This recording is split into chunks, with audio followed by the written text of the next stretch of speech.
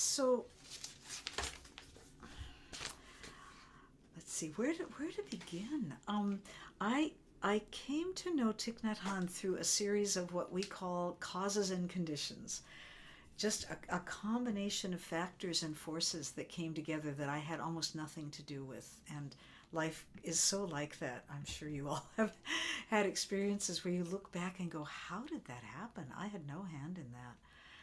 And I did not know hardly anything about Buddhism. I had read Miracle of Mindfulness, his first book. I think it was his first book, a few years before, and I had sat one weekend retreat at Barre, Massachusetts at the Insight Meditation. I was a spiritual explorer. I was a political activist turned spiritual explorer, and I was going to Catholic retreat centers and talks by swamis and gurus, and I was doing tarot readings and seeing psychics. I mean, I was on a quest. I was on a quest for peace, because you know, well, just because I'm a human being, that's what humans want.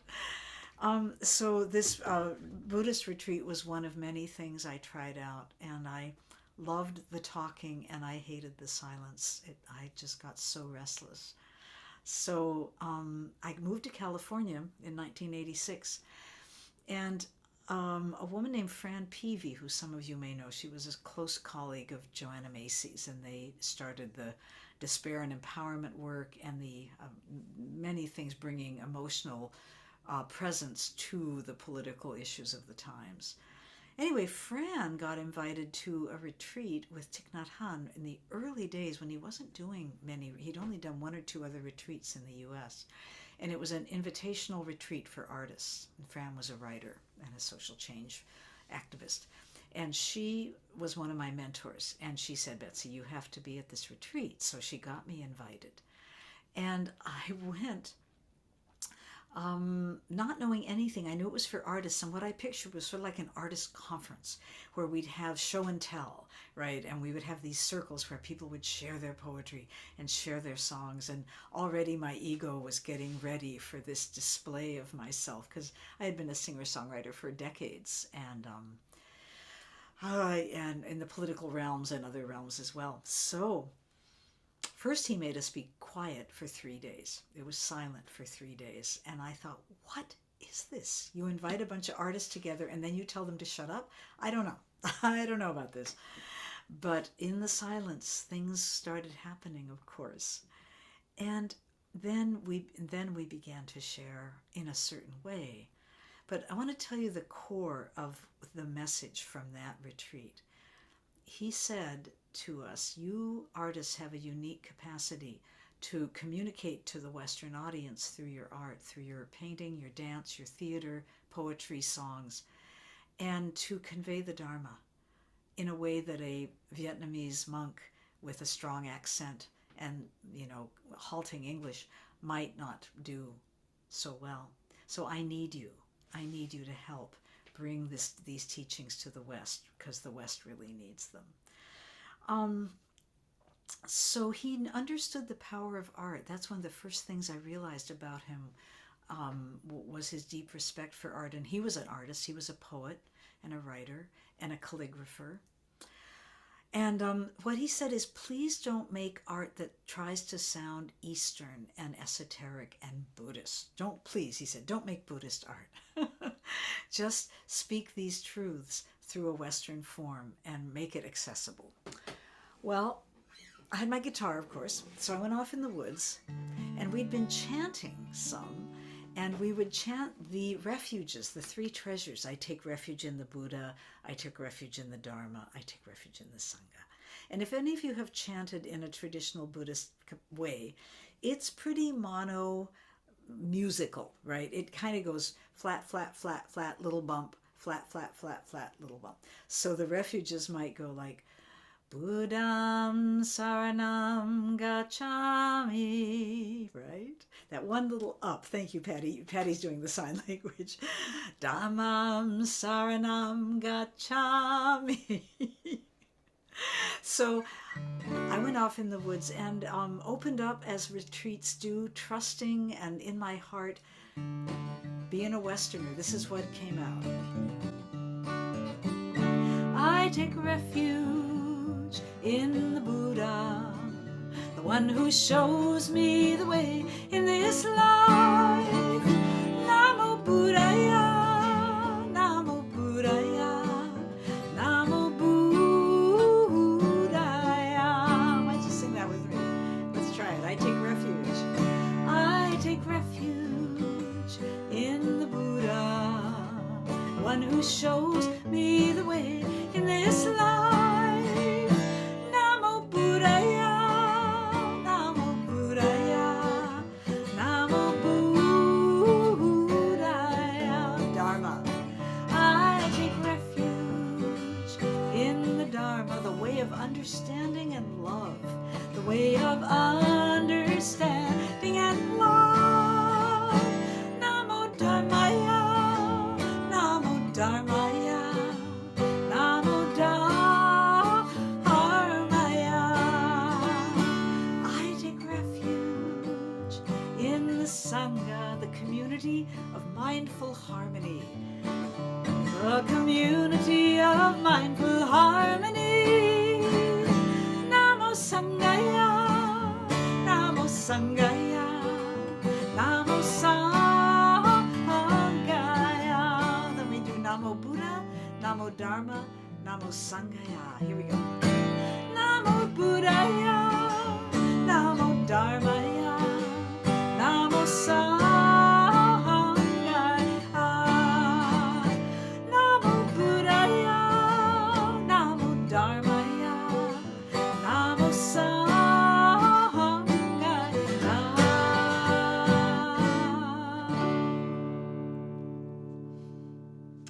So I loved that, and I thought, I can never sing this to him. I can never sing it to these real Buddhists, because there was about 70 artists there, some people who became quite renowned afterwards. Joan Halifax was there, and Naomi Newman from the Traveling Jewish Theater, and Rick Fields, who wrote When the Swans Came to America, the book about how Buddhism came to America. And I was a complete newbie. I was such a novice. I hope you understand from your own experience, anytime when you have felt like everybody else knows what they're doing and I'm just trying my best to keep my nose clean and not do anything stupid, right? You know, that was sort of my intention for that retreat, is don't make a mistake and don't look stupid. So when I wrote this song, I thought, well, this is so transgressive. It's so out of the box. It just isn't okay. This is not okay. Give me 1 second. I want to adjust my view for a minute. Please bear with me. Now, there we go. That's what I want to do. Thank you. Okay, good. I'm better now. But I did, because I couldn't resist when an invitation was given to the group to share something they had created. I sang it, and he loved it. Everybody loved it. It just kind of captured what we were all trying to do. And so that was really heartening for me, and surprising and wonderful. And so I realize now, more than I did then, because I just didn't know much about Buddhism, but having been much more immersed in it since then, I really realized how unorthodox he was. And he's not the only Buddhist monk or teacher to be quirky, and so forth. He wasn't quirky, but he really went to the heart of what is going to get the Dharma to the people who need it. He had utmost faith in the healing power of Dharma, and utmost faith in it being that practice was the answer to the ills of the human race, from war to racism to divorce to just, the dark night of the soul. And he was sort of like by any means necessary. If he could use artists, he was going to use artists. He then went on to meet with therapists and environmentalists, and he had this deep, deep mission of bringing an end to suffering to the world. And by suffering, he meant each individual, but he also meant our global suffering. And you remember that he first came to the United States during the Vietnam War as a young monk to teach at Columbia, but also he was brought over by the Fellowship of Reconciliation, peace activists. And he met with Martin Luther King and asked him to please speak out against the war. This was 1960, I don't know, I want to say 7 maybe, no, 66, 67. And he met with General McNamara, who Secretary of State, Secretary of Defense, and for an hour. And it was not long after that that General McNamara resigned from his position. And after Thich Nhat Hanh met with Martin Luther King did speak out against the war for the first time, and also nominated Thich Nhat Hanh for the Nobel Peace Prize. So from very young, his mission was very global, very large, and his understanding that it didn't matter if he was young, it didn't matter what his language was, that he was a transmission of something way beyond his individualness.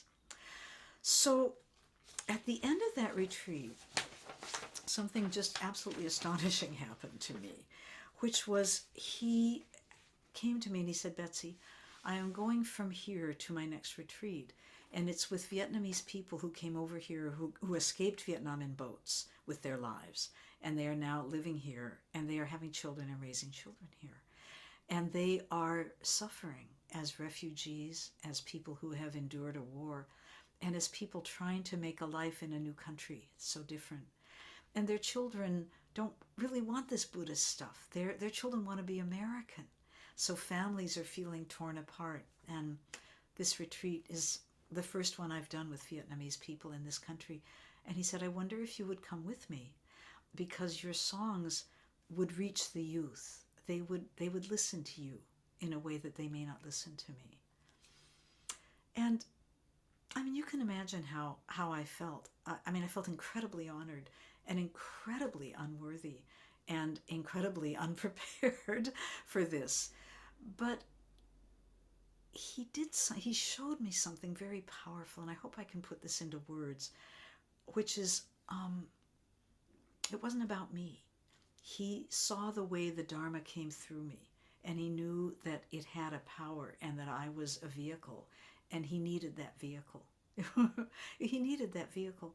And he didn't vet me. He didn't ask me for credentials. He didn't ask me where I'd been trained. That wasn't the point. Well, the point was, join my mission because I need what you do. So, of course, I said yes. I talked in my last Dharma talk, I think, about enlightenment being an appropriate response. And in my experience with Thich Nhat Hanh, which you'll see as I go along, the appropriate response from Betsy was yes. That was the appropriate response. Inside, I felt like, I can't even believe this, but it didn't matter. It did not matter. We went to that retreat together. I don't remember much, but I do remember singing with the children. And I remember at one point, I had just finished singing, and he was sitting next to me. And he reached over and he just stroked my hair the way a father would a child. And it was so tender. And that's another piece of this renowned global leader, was his vulnerability and his heart. He really came from his heart. He had appropriate responses that were really unorthodox and visionary, because he just listened to this gentle, tender heart that had been through so much during the war and beyond. So he knew the suffering of these Vietnamese people, and he knew the suffering in the family, and he would do anything he could to help. And I just want to mention, because I just think it's so important, I didn't know where else to put it, so I'm just going to do it now.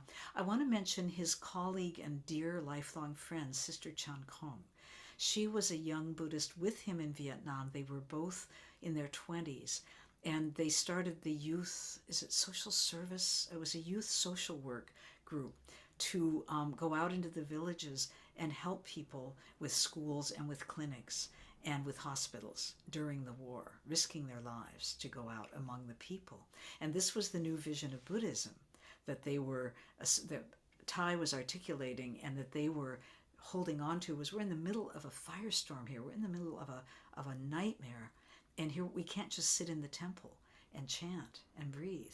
We need to be out here with the people. So Sister Chan Khong was a deep part of that. She's written a book called Learning True Love.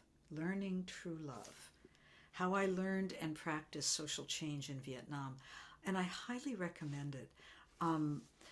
It's It's harrowing, actually. There are descriptions of some of the things that she and her young friends went through, including monks and nuns immolating themselves, their sisters and brothers, monks and nuns, being murdered by the North Vietnamese forces.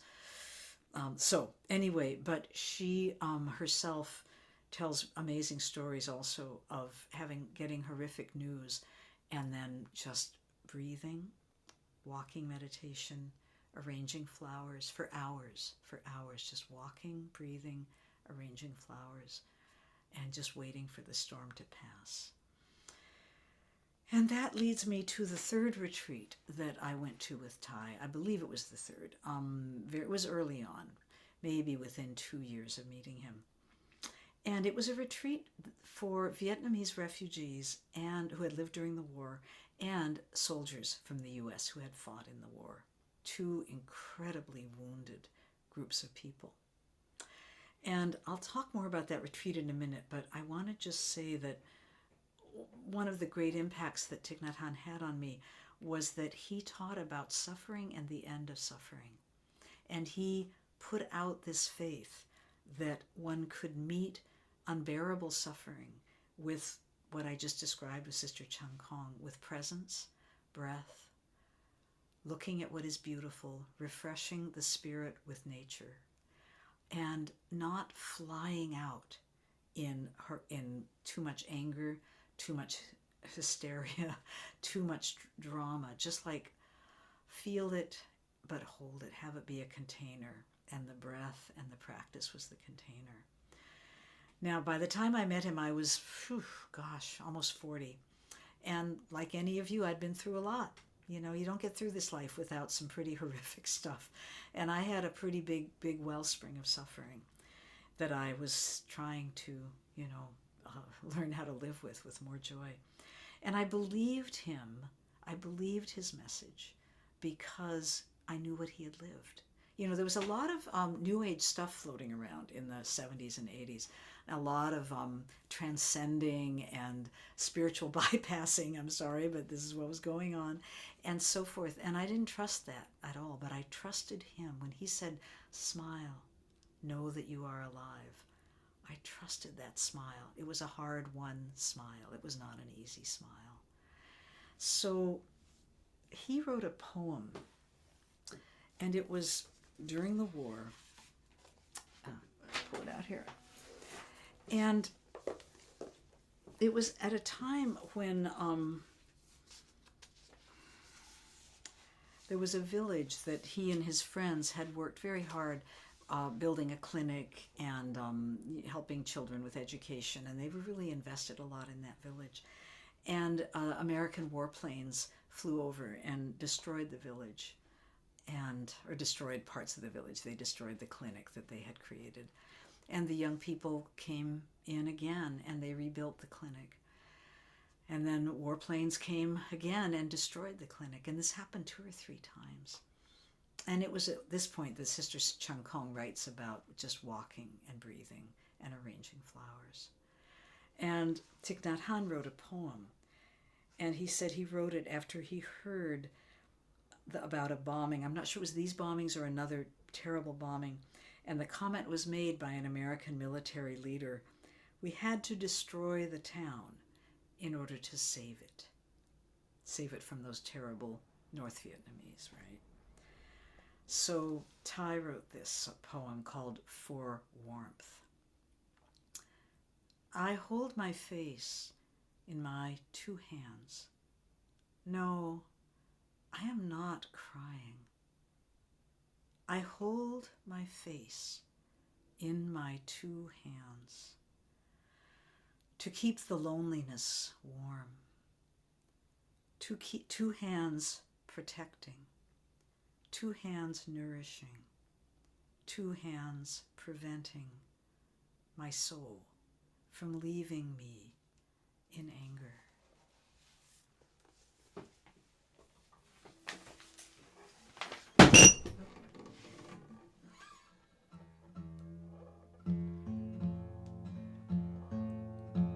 Something in that story, something in that poem reached into the broken, aching parts of me, so I made his poem into a song.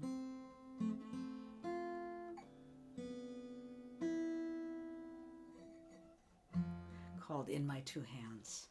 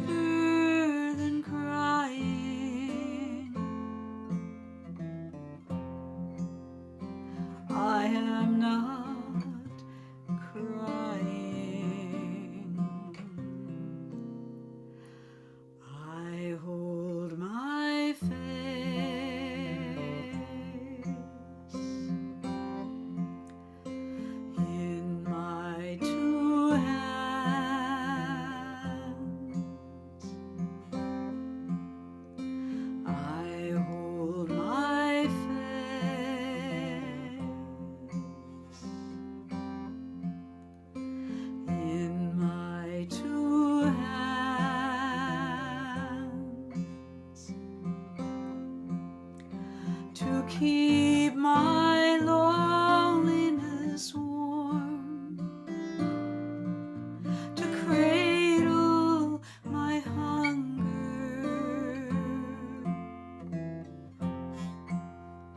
shelter my heart from the rain and the thunder. Two hands preventing my soul from flying in anger.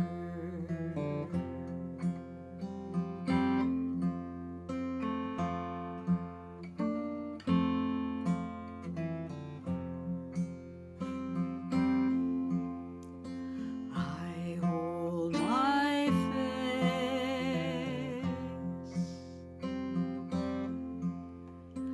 in my two hands.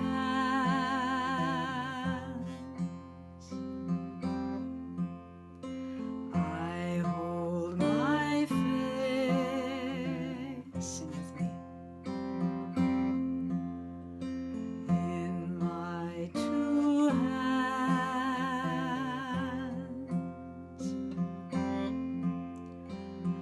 holding the wings that batter the bars of their cages,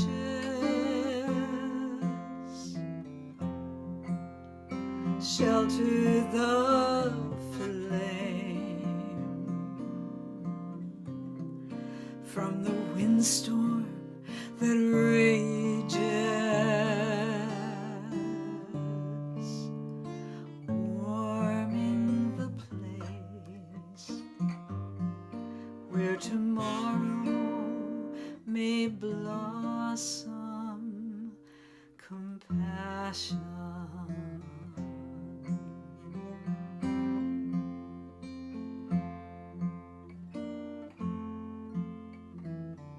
You might like face in your hands and just feel the soft touch.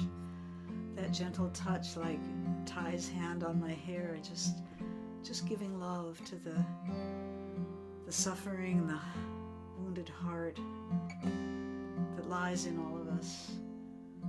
Just holding yourself gently. I hold my face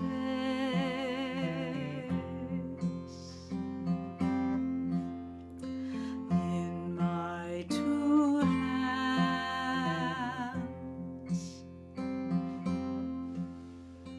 I hold my face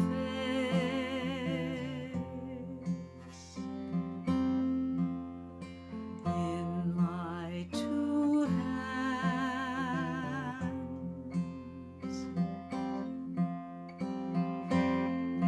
My hands hollowed to catch what might fall from within me, deeper than crying. No, I am not crying. I am in my two hands.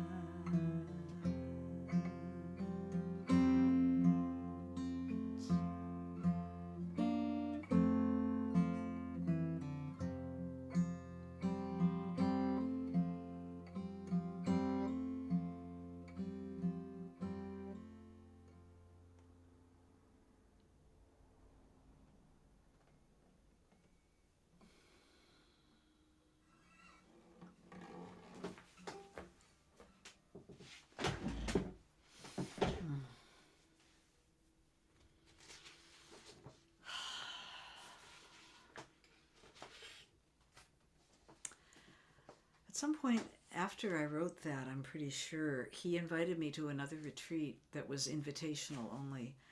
And as I said, it was the retreat with Vietnamese refugees and veterans of our part in the war. And I've been thinking so much about this since he died, and just reviewing the whole arc of my relationship with him and the impact on me. And I thought about the courage that it took for him as someone who also lived through the war, who was also deeply wounded and had many losses and had times of rage, as the song admits, over the violence done to his country. And then to bring together these two groups that had been, quote, enemies, to offer healing to both in the same room. Just remarkable courage and compassion. And it wasn't the kind of gathering, there was only maybe 30, 40 people there. And he asked me to come again because he felt the music would be helpful. And he talked about how very deep the wounds were and how much healing music could bring. So again, there I was at his side. And he talked about the suffering on all sides. He didn't talk about the soldiers as purveyors of suffering and death. He did not frame them as the cause of the suffering. He framed them as victims of the war, along with everyone else. He knew about the suicides. He knew about the depression. He knew about the PTSD and the unemployment and the homelessness. And he just knew, as in his heart, that you don't become a person who takes another life in a violent way. You don't become that easily. A lot of damage has to be done to you to become that person. He called the soldiers, he said, you are the tip of the flame of the American suffering and the American, he didn't say dysfunction, but what is ailing this country. You are the tip of the flame. And I came in, I had been an anti-war activist, like probably a lot of you were. I had marched, I had protested, and I had, frankly, I hate to say it, but I'd had a very disdainful view of the soldiers. I had very little respect. I didn't understand. I didn't know anybody who'd become a soldier. So this was a deep teaching for me of him understanding what we now call moral injury, the moral injury done to those soldiers. And there was one night when every evening he would give a Dharma talk. And there was one evening when he went after a particularly emotional day, and he sat in front of the room in silence for a while, 5 minutes, 10 minutes. And then he turned to me and he said, Betsy, I can't talk tonight. Would you please give the Dharma talk? And that too, I think, it was so moving. And of course, the appropriate response was yes. But that the vulnerability for, I think it's so easy to see world figures, great leaders, as somehow immune or insulated or beyond this kind of shaky, trembly, what Pema Chodron calls the groundlessness, of our ordinary human lives.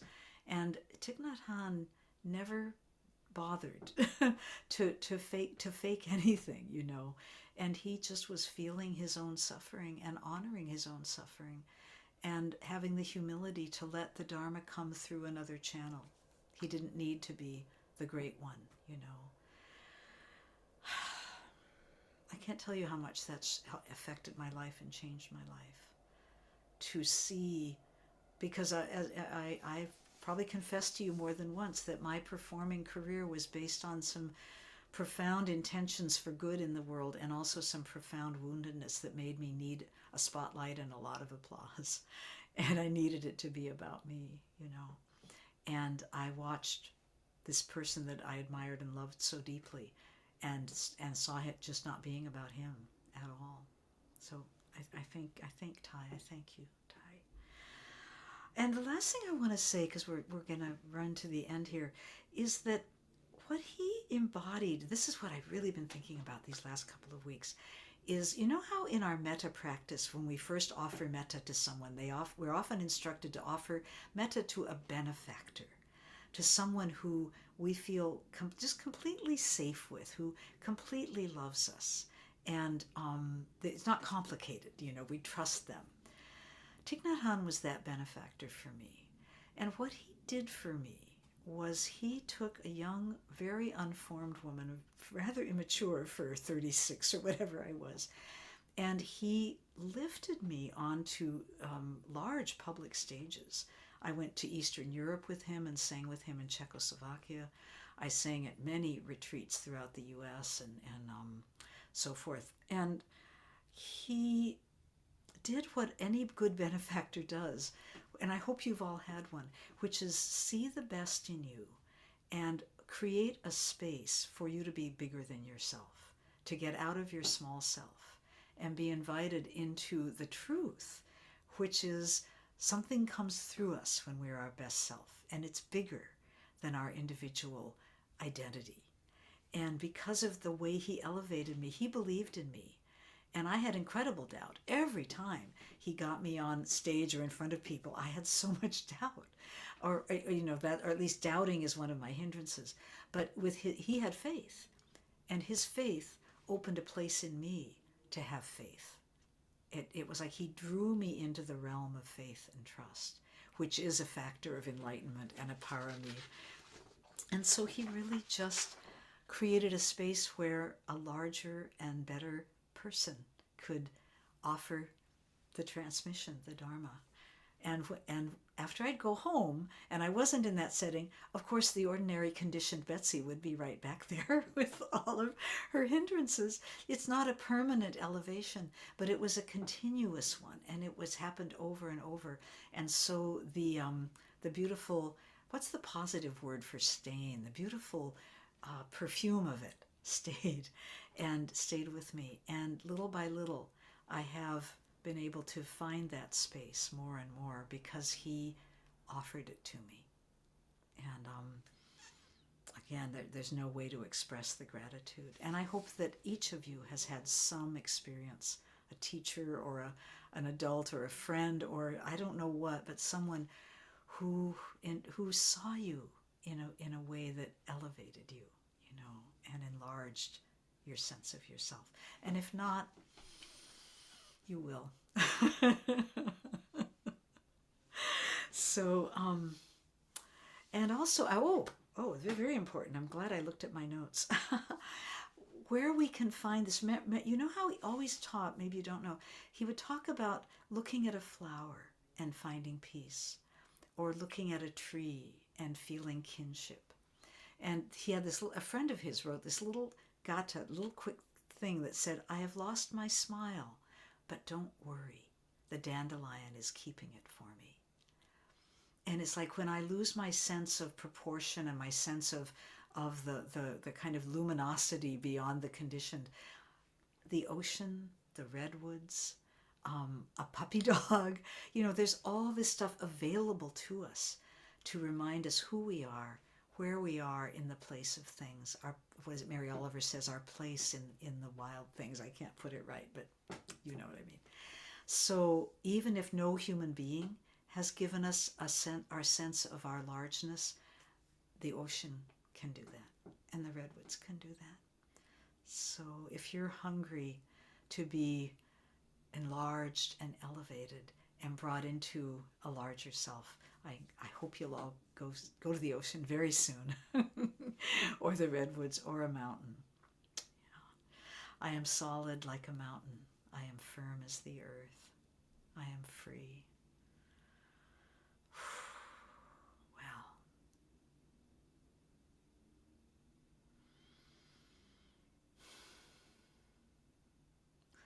We have a couple of minutes. Thank you for your beautiful attention.